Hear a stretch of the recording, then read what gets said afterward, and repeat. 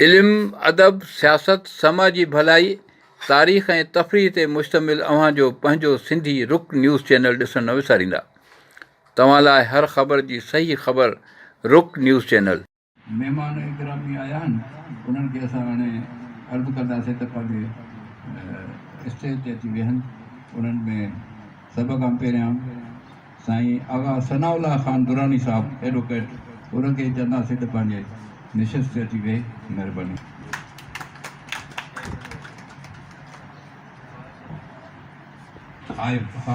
Abdul Fattah फाइक साहिबु उस्ताद असांजो, उनखे चवंदासीं अची कुर्सी संभाले। असांजो नज़ीर अहमद शाकिर बुरोई साहिबु, नज़ीर शाकिर बुरोई साहिबु। साईं मोहम्मद असलम भुट्टो साहिबु अर्ज़ु कंदासीं, वो अची निशस्त में पंहिंजे ते।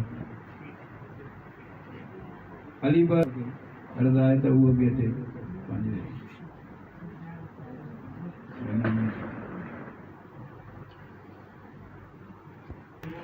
असांजो अदीब आलिम मुहक़िक़ अदल सुमरो साहब डॉक्टर पंहिंजी निशस्त संभाले।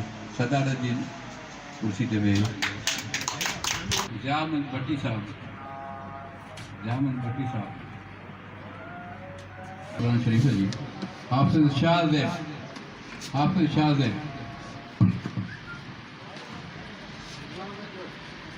जी। बिस्मिल्लाहि मिनश शैतानिर रजीम। बिस्मिल्लाहिर रहमानिर रहीम। अलम नशरह लका सदरक व वदअना अन्का विज़रक अल्लज़ी أنقض ظهرك ورفعنا لك ذكرك فإن مع العسر يسرا إن مع العسر يسرا فإذا فرغت فانصب وإلى ربك فارغب صدق الله العظيم। भाई इल्म जो अकाबर हुयो। फारसी, अरबी, उर्दू ऐं सिंधी ज़ुबान संदसि 12 बदियूं बि बानियूं हुयूं। तारीख़ जो सिंध इमाम हो। हाफ़िज़ो पछाड़ीअ ताईं ग़ज़ब जो हुयुसि। सिंध में अहले हदीस जो पहिरियों अलम बरदार हो। 30-35 साल हदीस जी ख़िदमत कयईं। हाणे साईं असां पंहिंजो जेको सदर महफ़िल जो इन प्रोग्राम जो जेको सदारत ते वेठो आहे साईं अदल सुमरो साहिबु, डॉक्टर अदल सुमरो साहिबु तमामु वॾो अदीब आलिम मुहक़िक़ आहे। उनखे चवंदासीं साईं पंहिंजे ख़्यालनि जो इज़हार करे। साईं अदल सुमरो साहिबु पढ़ायो था, मैथमेटिक्स पढ़ायो था। तव्हां भली हिकिड़ो नौजवान तव्हां साइंसदान पैदा त करे छॾियो, या में हिकिड़ो सुठो इंजीनियर तव्हां ॾेई छॾियो, पर हुनखे तव्हां सुठो इंसान न बणायो। उहो सोसाइटी में वञी को सुठो रोल अदा न करे सघंदो। उहो पंहिंजी ज़ात लाइ सोचींदो, मेड़ींदो, लुटींदो, फुरींदो। असां घणियूं था कयूं त हेॾी करप्शन थी विया, हे हीअं थी वियो आहे, माण्हू छाजे करे थियो आहे, असां ॾोहारियूं छो त असां हुनजी तरबियत अहिड़ी न कई। असां हुनखे सुठो इंसान त पैदा ठाहियोसीं कोन। हाणे सोसाइटी में जेकॾहिं 95% हिकिड़ा माण्हू सेल्फिश क़िस्म जा माण्हू असां प्रोड्यूस कयासीं, डिसबैलेंस सोसाइटी थी वई। सुठा माण्हू त पैदा ई कोन कयासीं न, जेके कमिटेड हुजनि पंहिंजे वतन सां, पंहिंजी धरतीअ सां, पंहिंजनि माण्हुनि सां, उन्हनि जी भलाई चाहिनि। उहो त पंहिंजी ज़ात जी भलाई था चाहिनि, पर जेके ज़ात जी भलाई चाहींदा त उहे ॿिए कंहिंजो भलो कीअं चाहींदा, वतन जो भलो कीअं चाहींदा। पंहिंजे 100 रुपए जे फ़ाइदे लाइ 1000 रुपए नुक़सानु कंदा। हाणे शयुनि खे पंहिंजो सम्झंदा न आहिनि। मिसाल सरकारी का शइ हूंदी भंजंदा, बाबा इहे असांजी आहिनि न, इहे असांजे पैसनि मां ठही वञे। या उहा असां उन माण्हुनि जी तरबियत ई कान कई, सुठा इंसान पैदा ई कोन कयासीं न। पोइ हाणे असां गाऊं था कयूं सुठा इंसान इहे हुया मौलाना हाणे वफ़ाई साहिबु हेॾो वॾो आलिम, पर उसूल पसंदि माण्हू, नज़रियाती माण्हू, पंहिंजे नज़रिए सां सचाई। भली ग़रीब हुयो, कीअं बि हुयो, फ़क़ीर हुयो, फ़क़ीर कान तबियत जो माण्हू हुयो, पर उसूल पसंदि हो, वॾो माण्हू हुयो। 23 साल अलवईद अख़बार में रहियो, पर जॾहिं शहीद अला बेग सुमरे सां हुनजी दोस्ती थी ऐं मौलाना उबैदुल्लाह सिंधी जंहिं ते पाबंदी हुई हिंदुस्तान में अचण ते, छाकाणि त हिन ते हुन जेका कमु हुयो अंग्रेज़नि जे ख़िलाफ़ जेका हुन तहरीक हलाई रेशमी रुमाल तहरीक ॿियूं जेके तहरीकूं हुयूं हुन अफ़गान रूस में वेही ॿियनि पासनि ॾे हुन जेका तहरीक हलाई त हिन ते पाबंदी हुई सिंध अचण उहा पाबंदी जेका आहे शहीद अलामे शुमार ख़तमु कई ऐं न सिर्फ़ु हुन ते इस्तक़बाल वञी पाण कई हुन सिंध जो प्राइम चीफ अॻे हुन वज़ीर आज़म चवंदा हुआ वज़ीर जेको आहे उहो वज़ीर आज़म हुयो मौलाना उबैदुल्लाह सिंधी जो इस्तक़बाल पाण वञी कई ऐं इन सभिनी कोशिशुनि में मौलाना वफ़ाई वक़्तु हुयो नज़रियाती तौरु हुनखे एतिरो क़ाइल कयईं त बाबा ही माण्हू जेके आहिनि इहे सचा आहिनि ही जेके पंहिंजे वतन जी आज़ादी लाइ विढ़नि था पिया अंग्रेज़ गासिब आहे हितां हलणु खपे ऐं जेका ख़िलाफ़त मूवमेंट बि इहा ई हुई त ब्रिटिश जेके आहिनि उहे चाहिनि पिया त तुर्कीअ जो जेको ग़लबो आहे या सुल्तनत उस्मानिया आहे इहा ख़तमु थियणु खपे छाकाणि त तुर्की वर्ल्ड वार में जर्मनी जो साथ ॾिनो ऐं हितां जी फ़ौज हुन जे ख़िलाफ़ हुई ऐं हीअ जेको तव्हां ॾिसो त मौलाना साहिब जंहिं सदी में पैदा थियो 20 सदी ॾाढी हिकिड़ी ख़तरनाक क़िस्म जी सदी वॾे इनकलाबनि जी तब्दीली जी सदी समय मुल्क आज़ादु थिया तहरीकूं हलियूं जदोजहद तव्हां 20 सदी ते जेके नज़र विझंदो त ॾाढी हिकिड़ी इंतिशार जी सदी आहे और हुन में मौलाना साहिब पंहिंजो हिकिड़ो पॉज़िटिव रोल अदा कयो ऐं ख़िलाफ़त तहरीक में बि मौलाना साहिब जो वॾो रोल रहियो ऐं जॾहिं जी मूं ॻाल्हि कई त जॾहिं अलाह सूमे सां हुनजी वाबस्तगी रही ऐं मौलाना सिंधी जी हुनजी तइलीम जो हुनखे असरु रहियो हुन सां गॾु कमु करणु शुरू कयो त अख़बार वारनि हुननि खे हुन सां नाराज़गी इज़हार कयो त बाबा हाणे तव्हांजा जेके थोरा ख़्याल या नज़रिया थोरे ॿिए पासे जा आहिनि त हू छॾे वियो ऐं हुन सां गॾु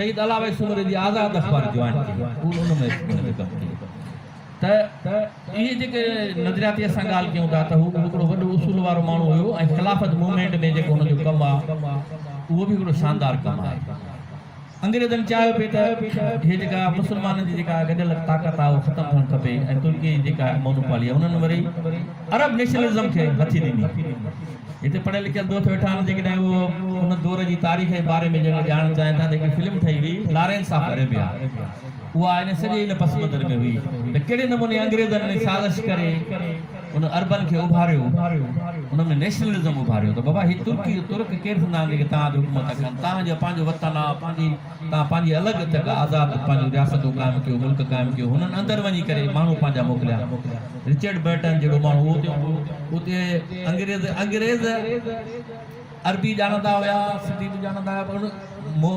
अहिड़ा बि उते विया जेके मस्जिदनि जा पेशमाम वञी थिया हुननि हर बने ख़बर बि कान पई मुस्लमान थी उन्हनि मुल्क में वरी इहे इंजेक्शन जी माना क़ौम परस्ती जूं हुयूं अरब क़ौम परस्ती जूं नतीजे में हू उती खड़ा थिया त उन ख़िलाफ़त तहरीक खे बचाइण लाइ मौलाना साहिब वॾो कमु कयो हिते ऐं हिते लाड़काने में वरी तारीख़ कॉन्फ्रेंस थी जिते दोस्तनि हिन तारीख़ में ज़िक्र बि कयो उन में बि उनजी पीर रुशदुल्ला शाह राजी जेका झंडे वारे पीर उन सदारत कई हिन में मौलाना अब्दुल बारी खिलाफत जो सरगर्म कारकुन हो ऐं इस्लामी सियासत जो आशिक़ ज़ार हो का इस्लामी तहरीक शुरू थी त मौलाना उन में शामिल थींदो ऐं उनजो भरपूर साथ ॾींदो करीम बख्श ख़ालिद साहब लिखियो आहे त 1936 खां 1941 ताईं मुस्लिम क़ौमियत ऐं नज़रिया पाकिस्तान जे मुआवनत ऐं हिंदुनि जे इश्तिहाली हरकतुनि खे मुखालफ़त में रुतबुल लिसान रहियो जंहिंजी शाइरी माहिनामा तौहीद जे उन दौर जे परचनि मां मिली सघे थी सिंध जो ही मायानार साफ़ी मुसन्नफ़ तारीख़दान ऐं तर्जुमानगार 10 अप्रैल राति जो 11 बजे सखर में इंतकाल करे विया ऐं संदसि जस्ते ख़ाकीअ खे सखर जे आदमशाह तक़रीर में दफ़न कयो। महिरबानी अब्दुल भट्टी साहब असांजो सीनियर सहाफ़ी आहे स्टेज ते वेठल मुंहिंजा मुअज़्ज़िज़ मां निहायती शुक्रगुज़ार आहियां मां नाक़ीज़ खे स्टेज ते ॻाल्हाइण जो मौक़ो ॾिनो वियो उन हस्तीअ जे लाइ जेका महान हस्ती आहे मौलाना दीन मोहम्मद वफ़ाई बस भाव संभालींदा अचनि पिया पर संदसि भाव गोश नशीन क़िस्म जो इंसानु हो इन लाइ कुतुबखानो बेध्यानी ते वर चढ़ियल हो। हिक तरफ़ कुतुफ़ान हिकु ज़बूर जाइ जो क़ाइम हो जिते कलर घणो हो ऐं मींहुं ऐं ॿिए मौसमी असरातनि जे करे उॾो ई कमु ॾेखारियो, जंहिं वजह खां घणा किताब उॾो ई ते वर चढ़ी विया। इन लाइ कुतुफ़ान जे आम में क़ीमती किताब ऐं कलमी नुस्ख़ा उॾो ई खां खाई ख़तमु करे छॾिया। कुझु कलमी नुस्ख़ा महफ़ूज़ रहिया, तिन जो तफ़सील मौलाना वफ़ाई साहब पाण हिन रीति ॾिनो आहे। शरतुल इस्लाम, शरह सलाहियत, दरिया हक़ीक़ी, वास बार इरफान तहक़ीक़ी, कंज़ुल मारिफत, निज़ार कुशा, ऐन तारफ़न, मरकज़ तवक्कुल बसर, बिलशुरूर अज़ूर। मौलाना वफ़ाई साहब इन्हनि किताबनि जी लिस्ट ॾिनी आहे जेके उॾो ई खाई वई आहे।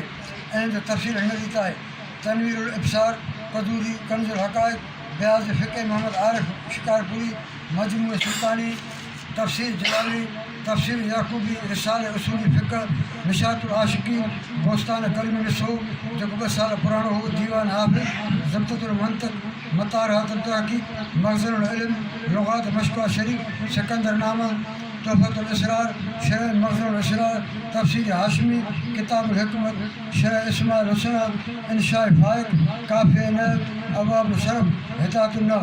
इन खां अलावा सभई ॿिया बि कलमी किताब हुआ जेके ज़ाया थिया।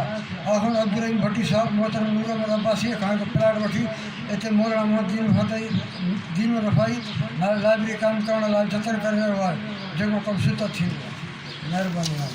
कंहिं माण्हू मंझि अचे कोन था। हिताई सरकार बि अहिड़नि माण्हुनि जे लाइ अहिड़ा ई शहर सर्जिया हुया। सभ खां पहिरीं त मां महफ़िल जे मोर साईं अदल सूर साहिबनि खे अधिकार चवंदुमि, जेके कुर्ब जा क़दम भरी हिते कई आया आहिनि असांजे कोट दुरानीअ ते। हिन महफ़िल जे ॿिए मोर अहिड़े ई मना हिते एडुकेट असांजे हिन इलाइक़े जे तमामु इंसाफ़ पंसद शख़्सियत, कंहिंखां बि हुन नालो ॿुधो न आहे, साईं आगा सनावाला साहिबु ऐं मुंहिंजो उस्ताद हिन असांजी परवरिश कई सिंधी अदबी संगत शागिर्द रखण में, ऐं असांखे पढ़ायो साईं अब्दुल फ़ताह फ़ाइक़। मुंहिंजे पहिरियों ते तरक़ी मां साईं जिन खे भलिकार चवां थो। हुन खां पोइ मूंखे इंतिहाई ख़ुशी थिए थी त हीअ असांजो जेको आहे कोट दुरानी समूह जो हिकिड़ो सियासी लाॻापो बि आहे, मुंहिंजो ख़ानदानी लाॻापो बि आहे। कोट दुरानी जा जेके आगा साहब आहे या उहे वॾनि खां वठी असांजा उन्हनि सां रिश्ता आहिनि, इज़त एहतराम जा रिश्ता थिए थो। सियासी प्रोग्राम त खोड़े ते कयासीं, पर हीउ प्रोग्राम कंदे अॼु मां नाचीज़ खे साईं जन दावत ॾिनी ऐं मूंखे इंतिहाई ख़ुशी थिए थी त मां हिन प्रोग्राम में शामिलु थियां ऐं उहो प्रोग्राम कोट दुरानी